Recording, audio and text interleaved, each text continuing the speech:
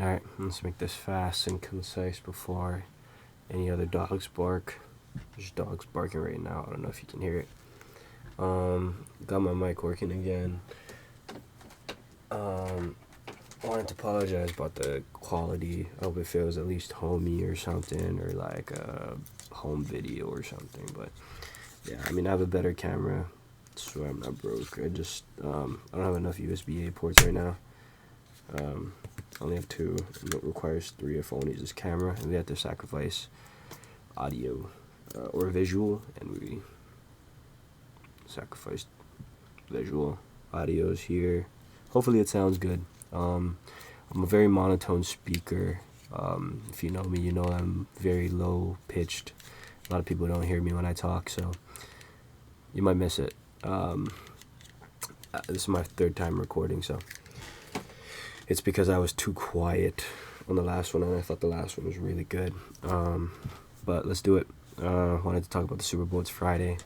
Missed a couple days. I'm gonna fix this. This is gonna bother me. That's why. Hope that's okay with you guys. Just gonna throw that back over there. Kenneth Walker, Super Bowl MVP. Let's talk about it. K9's a talented back, man. I think he deserves his flowers, and it's about damn time. So I'm happy he had a really good game. 135 rushing yards, called back touchdown. Could have been more yardage. He's a talented back. The offensive line done him really well this game against a good Patriots defense. Just got tremendous amounts of push, and K9 made them pay for every missed tackle that they had. So, shout out K9. I want to talk about Sam Darnold and his story. It's going to be harped on for the next couple of weeks, I'm sure. But coming from seeing ghost to Super Bowl champion, he's done his job this whole playoffs and this entire season. I mean, they've thrown the ball 32nd most, so last. And JSN's numbers are still really good. Offensive Player of the Year, 1,700 yards, he had phenomenal all-time season. He didn't play that much this game. He got a concussion. Cooper Kupp and A.J. Barnett held it down on the receiving end. But overall, pretty solid offensive game from Seattle. Defensively, though, I think that's the big story. The dark side is what they're calling this team, or this defense. If you want to put it up to Legion of Boom, I think they're comparable. I just think this pass rush is better than Legion of Boom. That's all. 3 arguable eventual Hall of Famers on the secondary, and Legion of Boom, they can have it, bro. Maybe some way down the line there'll be 3 Hall of Famers on this defense of the dark side, but yeah, I mean, they had tied for most sacks in the Super Bowl, I think 8. So shout out to Dark Side, man. Really good Seattle defense. It's an all-time defense, so they played well. On the offensive side of the ball for the Patriots, Drake May, I mean, you just hate to see it. Young guy, though. He'll be all right. But not a great playoff performer in this stretch, although he went against the 4 best 5 defense in the league. Tough time, though, in all of these games, especially in the Super Bowl. He had to carve his way out, and his inability to sense pressure and deal with it well really came to harm him. So I think, I hope he gets better. I love Drake May. Dynasty, bro. I have him in my sleeper Dynasty league, so shout out Drake May. Always been a big fan since UNC days. Offensively, besides him, there's not much to speak of. I mean, weapons were a non-factor. Will Campbell's the only one I'll address. There's a quote about a FedEx thing that he said, so don't want to delve into that too much. I hope he recovers from this and becomes a great player the rest of his career, but kind of hard to do so after being taken advantage of on the biggest stage in the world. So yeah, defensively, though, for the Patriots, my only wonder is, where's Barmore? Where's Milton Williams, man? Those guys are game wreckers. I just thought they would wreck the game more with that Seattle offensive line being pretty good, but not.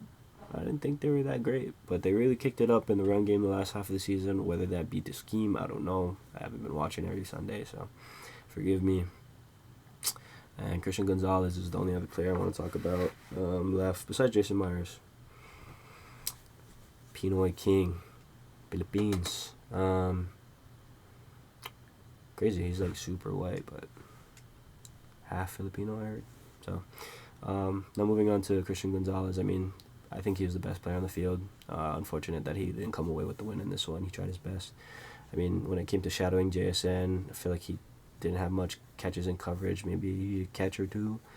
But when he was on the field, multiple PBUs all around the ball, almost came away with a pick in this one. So just unfortunate overall. It was pretty much a snooze fest. I wanted to talk about the Bad Bunny performance. I thought he was amazing. I think he's had an amazing run, and I've become a really big fan since this last month or so.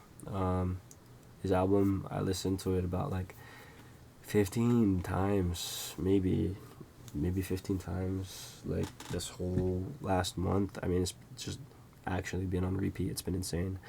But I think it's really good. I don't know if I can't say, I don't know what was in contention for album of the year.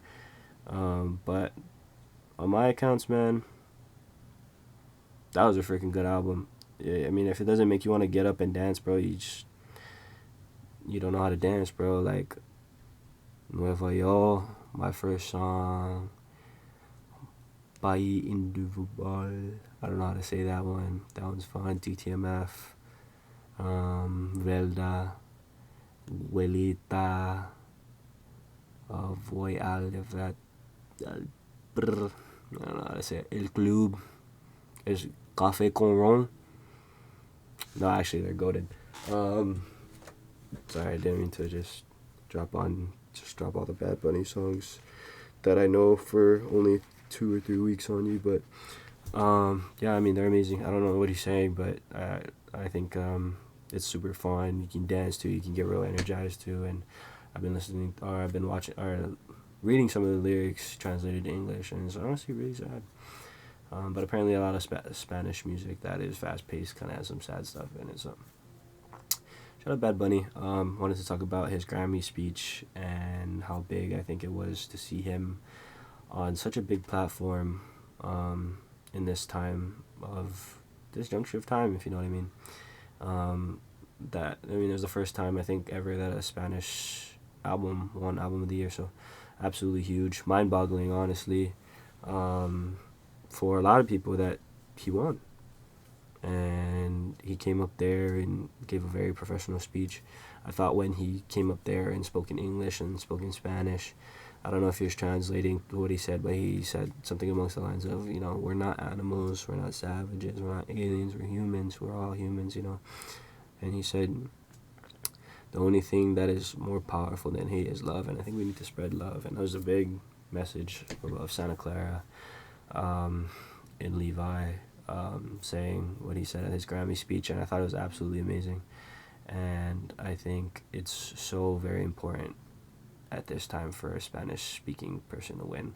I think representation matters. It's absolutely important, no matter what culture you're from or where you're from. Seeing people in media that look like you, that come from where you come from, is absolutely massive. I mean, being from Hawaii, you have countless, like Jason Momoa, you have Marcus Mariota, Ted McMillan just won Offensive Rookie of the Year, Max Holloway.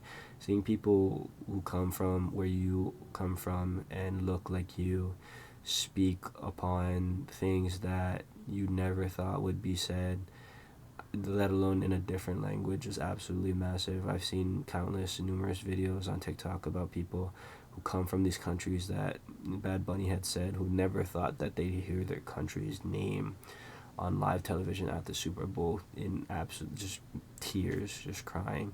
It means so much to people, and we all have platforms, but with the amount of viewership that the Super Bowl gets, it's just absolutely massive that he did what he did.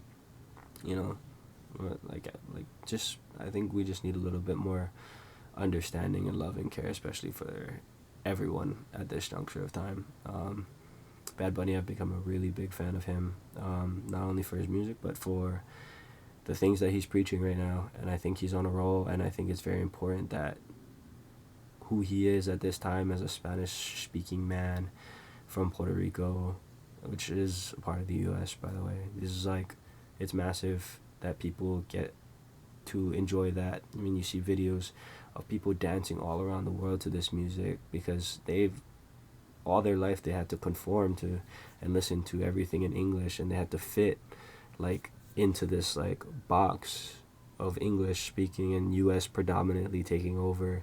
And even when people come to their home country for tourism, and like I've been at fault for this, like not understanding like what they mean, you know, like there's this quote in, or like there's this line in Modern Family where Sofia Vergara is arguing with her husband Jay. She's like, you don't realize how smart I am in Spanish just because I can't say it in English, you know, like they have to conform because they're in this land, and to be able to be free and listen to a halftime show without having to worry about the translation and get lost and confused along the way, I would assume is absolutely just, it's a big deal. And I think underlying all what I have to say is that representation matters, and I'm so glad that Bad Bunny had performed this Super Bowl, because it was honestly one of my favorite, maybe top 3 for me in the ones that I've seen so far. I think it probably is 3. But yeah, I mean, shout out Bad Bunny for bringing his beautiful hometown of Puerto Rico. I've seen like all like the kind of breakdowns of what everything means on set, and there's so much detail, and there was a live marriage, and there was great features and everything. So I thought it was big. It was only 15 minutes, but it was absolutely beautiful and colorful, and it just made me want to get up and dance, and I did, and it was a good time. So I mean, shout out Bad Bunny, shout out Jessica Alba for being there.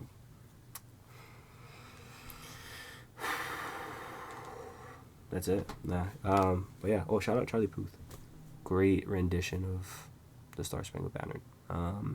Shout out Seattle's defense, man. Unfortunately, as much as a Niner fan I am, it's a great team. But yeah, just wanted to really talk about the Super Bowl and how it made me feel and kind of my thoughts behind it. So that's pretty much it. Peace out.